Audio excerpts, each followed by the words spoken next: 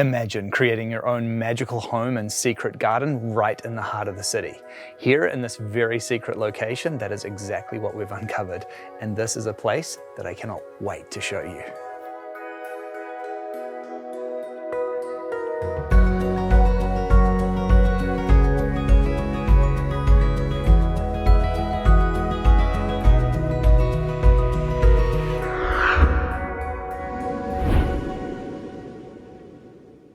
Hi Janice, it's so lovely to meet you. Hi Bryce, it's so nice to see you too after all this time. I know, it's been such a long time that we've been talking. I know.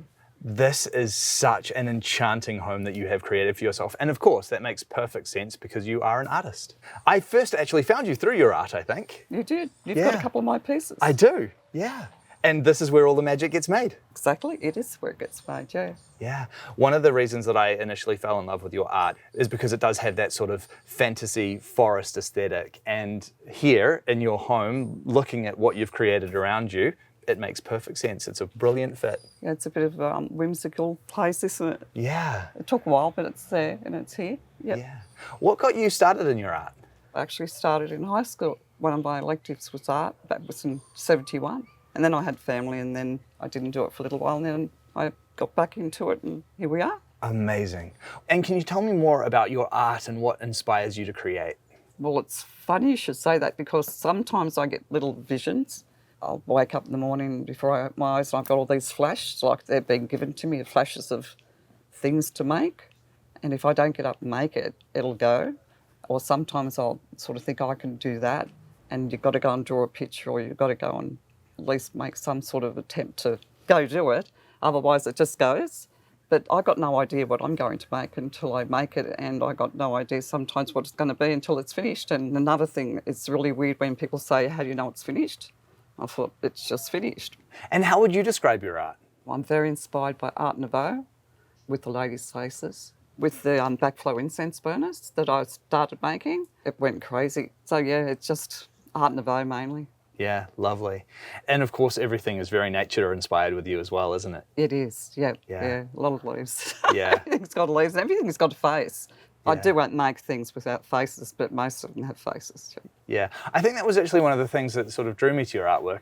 It reminded me almost of a kind of animism, you know, which brings life to these inanimate objects, and it does give it this very magical quality. It does, and all the faces have got all their different little expressions. Yeah. Yeah, some of them are happy, some of them are not happy.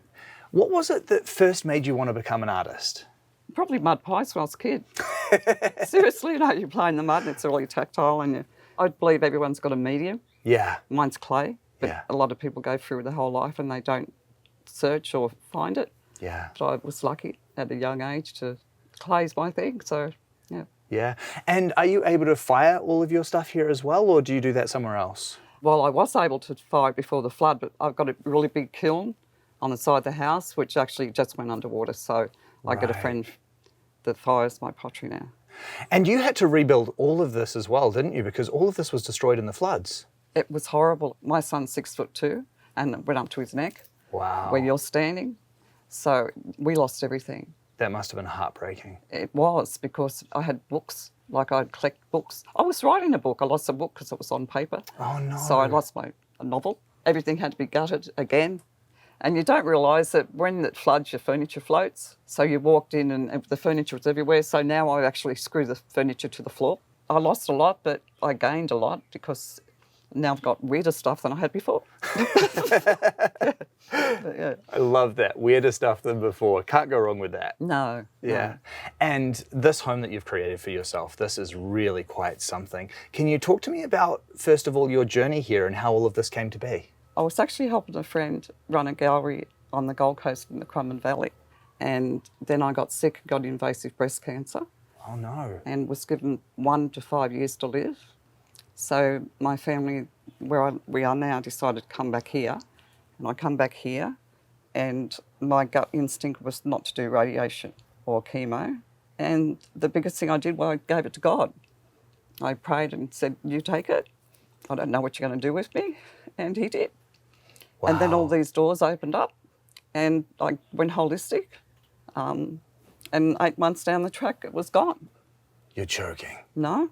That's incredible. It is pretty incredible. I'm like a walking little miracle. You sure are. What were the doors that opened up? Holistic, like Budwig protocol, apricot seeds, CBD oil, no sugar, no meat, no dairy. Dropped a lot of weight really quick, but my youngest daughter said, go hard or go home. So I did. And within 8 months, it was gone. Wow. So I went back to the specialist and she just said, your cancer's gone. And I said, you're telling me the cancer's gone? She said, yes, it's gone. What an incredible story. So those are lifestyle changes that you've obviously stuck with and you're still healthy today? Yes, yes. Wow. I've never went back for a checkup because if I believed that God was going to get rid of it, he's not going to give it back. So I just live each day and thankful that I'm still here to spend time with my grandchildren. And I've got so many of them, and family and children, my children. So yeah, it's pretty good. And how lovely that you do get to live here with your family as well. I now. know. My grandchildren come down and they play clay and read Bible stories to me, which is quite bizarre, but they do. And yeah, they're so sweet. Yeah. And how did this house come to be as it is? Because you've sort of created everything that we're seeing around us, haven't you? Oh my gosh, Bryce, there wasn't one tree or one stick, anything down here. I got 2 caravans, one big travel home. You'd have to actually stand up in it. I can't touch the roof, so you'd be able to stand up in it. I got one of those, and then we got a millard, and we stuck them in an L shape. We built a platform, and then we put some foundation down, and it was just greenhouse, and I had a hammock in there, and I thought it'd be nice to have a roof. And then we put the roof up, and my 2 sons, who actually did the framework, said, Mum, you could put walls up and make a room of this. So I started collecting windows and French doors. I got 2 sets of French doors for a lamp I made. I swapped it, done a barter. I always barter. And then after that, I started moving all the walls around to fit the windows. And when I got to the end of the last one, the French doors just fitted perfectly and just slotted in, so it was all meant to be. I know that you were coming, so I thought, let's build a studio. But it thought it'd take 3 days to line it, but no, it took 3 weeks. That's pretty normal though. I'm actually amazed that you even built that in 3 weeks. That's actually pretty fast. I work well under pressure. You certainly do. I had the grandchildren put in all the house wrap and stapling and fixing all the screws up and stuff like that. Yeah. I had help. And the gardens that you have created here are absolutely exquisite. You have basically grown your own forest here. I know. I've always felt the most at home around the rainforest, so I decided to create my own. Yeah, and I love the way that you've also incorporated so much of your own art and your pottery all around you in the gardens here. The sculptures are just so special. Well, I actually sell most of my art and I don't really keep much. Right. But anyway, there's a bit of it here, but not much. And as an artist, doing what you do, being inspired where you work is really important, isn't it? Yes, I've got to be facing the right direction. Yeah. If it doesn't feel good, I can't do it. Yeah. And I can't work in clutter. Everything, housework's got to be done. I just can't go and create unless I know that I can without anything in the back of my mind that I have to do. Yeah, of course. And this is a cattery that you've got here as well. Oh, yes, the catio is for the big 3 black Persians in there. Beautiful. So I collected all the weird pieces of timber and a lot of carved things. There's actually a piece in there of an old organ. Mm-hmm. They come out of it morning, hang around, and then they go back in and they sleep in there and they're nice and safe. And because of where we live, there is snakes, so it's all snake-proof wire. Right. So no snakes can get in. Yeah. And you've built this lovely outdoor shower for yourself as well? Yes, it's pretty cool. It's really lovely being able to come outside and have a shower, and it's pretty private here. Yeah. So have a shower with the rainforest. I've got the gas bottle there, so I've got hot water. Yeah, fantastic. And it's hard to believe because here it does feel like we're in this little enchanted forest, but this property is hidden away beautifully right in the middle of town, isn't it? It is. It's a secret. It is. It's a wonderful little secret, Yeah. a little treasure. Walking into this home, it's like coming into the secret garden. Well, that's a favourite movie, so funny you should say that. Very appropriate. Yeah, it is. Yeah. And what a lovely outdoor lounge space you've created for yourself. It's pretty cool.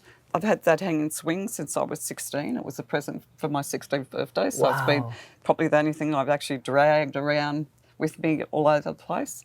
And the lounge I picked up from Marketplace, it was $50 or something, and she gave me a little side table next to it, but it was really yucky, and I just got my favourite jar of stain out and just whacked it on, and now it's actually very pretty. It is, yeah, wonderful. Well, already I just think that what you've created here is absolutely amazing, and I am so excited to see what you've done inside. Can we check it out? course you can. Alrighty. This is an absolute wonderland that you've created here. Yes, isn't it? Wow. The moment I stood in here, it actually completely took my breath away. There's just so much beauty and so much to look at in here.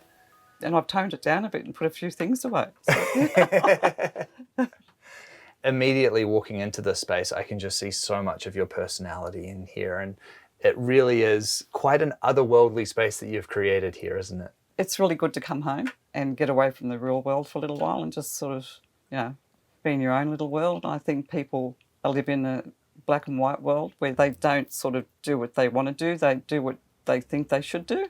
So I've just let loose and now I'm just doing my own thing. So this is what it ended up being. I absolutely love that sentiment because technically, having gone through what you've gone through, you shouldn't still be here. And so I love the way that you have taken that as an opportunity to sort of embody just how special life is and really wanting to create a home and a space that is exactly the way that you want it, that's unapologetically you, and that just, it throws convention out the window and it's just what you want. Exactly. And I think everyone should do that. Yeah, what a great lesson. Now this home, you have one caravan, two caravans, and then the space that we're standing in at the moment is sort of an annex that joins the two of them. Yes. I call it a cabin because it looks like a cabin. Yeah. It does look like It a looks cabin. like a little cabin, yeah. You've collected some really beautiful windows to build this space. I know. Friends gave me windows. The arch one come from a church, but just come about, so Yeah. it was all meant to be. And so this cabin area is sort of your lounge and dining space. Yes, I spent a lot of time in that lounge. Yeah. Yeah. It does look exceptionally comfortable. It is very comfortable, that lounge. Yep. I love the way that you've used all of these fairy lights to light the space. You can't get by without fairy lights. I don't like overhead lights, and I make a lot of lamps, so it's usually my own art that I'm looking at. But the fairy lights are great, and they don't take much electricity, and so that's pretty cool. Yeah. What do you do for power and water here? Are you connected to mains from the house? Yes. Yeah. Yes, and the water also. Right. Yeah. Nice and easy then. Yep. And what's behind the curtain there? That was actually finished, that van. I've just been used as storage. Right. And it's just got a toilet just at the entrance. I'm going to do something, but not just yet. Gotcha. So a work in progress behind that Yes, it's a work curtain. in progress. Yeah. Fantastic. Is this a hammock that you've got here on the ceiling? Yes, you can't live without a hammock. What a great idea. It is a great idea. It's a double hammock, so the grandkids all fit in at the same time. So they do get a little bit carried away and go from side to side and get a little bit noisy, but it's pretty cool. It's always been there. Yeah. I think it's so special as well how being in here, you still feel so connected to your wonderful gardens on the outside. It's such a lovely view out there and to all of the plants. It is. It's really nice to look out at the green. You feel like you're in the forest. Yeah. But yeah, the palm trees and the rainforest trees, they're pretty cool. And it keeps the place cool.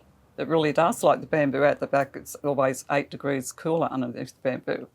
So it's a pretty cool place to be. It sure is. It doesn't get hot out here at all, even in summer. The plants are great. Yeah. Do you need to heat or cool the space at all? No. Oh, it gets a bit chilly in winter. I usually just take an oil heater and then pull the curtain across and hang out in there. And Yeah. it gets a bit chilly. Not as chilly as New Zealand, but No. I don't know. No. Being in this region, it is quite an amazing climate, isn't it? It is. Yeah. And through this door, we have your kitchen and bedroom, don't we? Yep, that's where I sleep and the kitchen. Can we have a look? Of course you can. Oh, this just keeps getting better and better. It's pretty cool in here. It really is. I love the way that you've used the fabric on the walls and ceilings to really soften the space. It does. It makes it nice and warm, and it's there's always something to look at. Yeah. This plant up here is a great addition as well. Yes, it's pretty cool. It goes right across there and comes out over there, so it looks like it's coming through the window. Yeah. And across my mum's Chinese art, because my mum's an artist. Lovely. The fish tank by the window looks great as well. Yes, it is nice. I've lost a few, but I suppose that happens. But they can actually look out the window and see the kids playing in the yard, which is pretty cool if you're a fish, I suppose. Yeah. Again, you've decorated that so beautifully. I know, it's pretty cool, isn't it? You can do a lot of things, a lot with a fish tank. Yeah. And they're just so relaxing to look at as well, aren't they? They are sometimes. Yeah. Yep.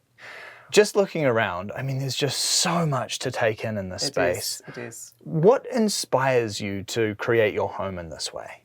I've got no idea, Bryce. It just evolved. I've got a real good knack of picking things up for next to nothing and thinking, oh, this will look good here, or just because you're supposed to wear it around your neck doesn't mean it has to stay. You know, you can just decorate anything with anything. So it just happened, it evolved. Yeah. Just looking at the way that you've crafted this space, I can really see that not only does living here give you a lot of joy, I bet creating this was a really fun project for you. It was, and it just keeps evolving, and I'm running out of space to put things, but it just sort of grew. I love that term that you used as well. It grew. So normally when people talk about a home, it's sort of built, but your home grew. This was something that was much more natural. It did. It evolved over a period of time, and it's good being a potter. You can do what you want, but it's good because I come from a family of artists, and I collect their art and hang their art up. They've like this one behind Russia over there. There's my stepfather's an artist, mum's an artist, my daughter's an artist. You'll see some of her art out there. And my grandchildren are artists. Yeah. And behind you here, you have this lovely workstation looking out on the garden. Yes, it's got to be looking at the garden. Yeah. And the cats can see me also from the catio when they're in there. I've dragged that table around for such a long time. I can make a pot on the corner of that table and just be so much stuff on the table that I think I'll make a pot and just make it in that tiny little area. Yeah. But it's my table, yeah. And that's screwed to the ground too. And I made that little shelf there to put my tools in, and the cats sleep there sometimes, so you've got to move all the tools out of the way so the cats can lay there. Yeah, great. And your kitchen here, nice practical space? Well, I don't really like cooking. Right. So cooking's not my thing, so I don't need a big space. The doors were actually, I went and bought a Indian screen and chopped them all up. I had no idea what I was doing. I just make it up as I go along. These had to be all restored from the flood. And the thing that I miss the most, I had this beautiful picture of the red girl on the fridge, and that went in the flood. But since then, my daughter's, I flogged one of her canvases and put that on the fridge. That looks fantastic as well, doesn't it? She doesn't like her painting, but I do, so that's on the fridge. And Great. I went and got all these Indian belly dancing and stuck all those up there. Of course, that's what you need on the fridge. Yeah.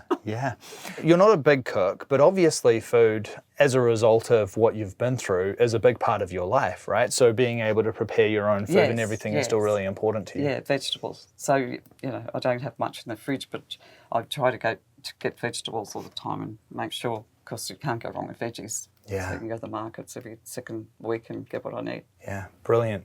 And I certainly recognise all of these cups as being your artwork. Yes, there's some mugs up there. I've only got a few because they all get sold. Yes. So I'm actually making some at the moment, so I'm not doing commissions anymore. Right. I'm just making what I want.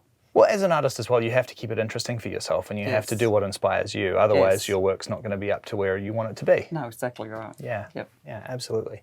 And your bedroom through there just looks like the coziest space. Yes, it's pretty cool. The bed used to be on the floor, but then the grandchildren would come over and I actually built a loft bed, and then I lowered it, and it's got all storage underneath it, but they still go in there and jump around and play, and it's fantasy land, and especially with the fairy lights. It's got to have fairy lights. Absolutely. Yeah. And again, it's just so filled with art and all of your creative collection. Yes, the art is actually an old frame. I took the bottom off of the glass and painted it to match everything else. Yeah. That divider was actually a Moroccan coffee table, and I've taken the sides and made it into a divider. Yeah. But they're really good, those Moroccan coffee tables. But Yeah. Beautifully done. You've been here now since 2014. What's this space like to live in? It's like a big warm hug, and I can go into town or go anywhere and just come back and it's just home. And I'm lucky enough to be able to be here. Everything I sort of want or need is here, and I've got my grandchildren, I'm close to my family. It's pretty cool. Yeah. That closeness to your family is such a huge part of what makes this a home, isn't it? Exactly, because the grandkids come down here and they're right into it. It's their fairyland, and they just think their grandmother's really strange, but that's cool. Yeah. Yeah. When I was diagnosed with invasive breast cancer, and now it's gone, it makes you sort of realise that life is really short, and it is what you make it. I mean, no one knows from one minute to the next if you're going to be here tomorrow. And I decided to, while I'm here, I'm going to make the best life I possibly can and live in a fantasy. Just be you, and it doesn't matter what people think. They don't live here. It's not everyone's cup of tea, but it's my home, so that's what it is. Creating all of this and the evolution of this home must have been quite tremendous. Do you have any idea what this home cost to build? Probably with everything that I've put into it, about 15,000. Wow. It's pretty cool. That's amazing. Yeah, can't go wrong with that. Yeah. You certainly can't. And so the process for you, taking 2 old caravans and building all that you've created from that, it must have been an immense amount of work that you put into it.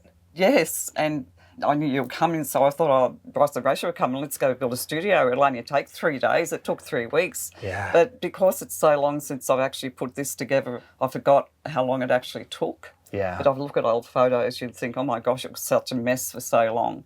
But because I'm here now, I sort of don't think about it. It's a process, but it is what it is. Yeah. How does it feel to wake up here every single day and just be surrounded by so much art and so much beauty? Good. I feel like I have to go and make more art, and you think, oh, well, I need more fairy lights, or, I don't really need much, but sometimes the fairy lights aren't working in certain things and they're annoying, but all I've got to do is just go buy more fairy lights and put them back where they come from. And if I go to normal houses and I look around and think, there's so much room here, it's just a waste of room. But I like tight, cosy little places. Yeah.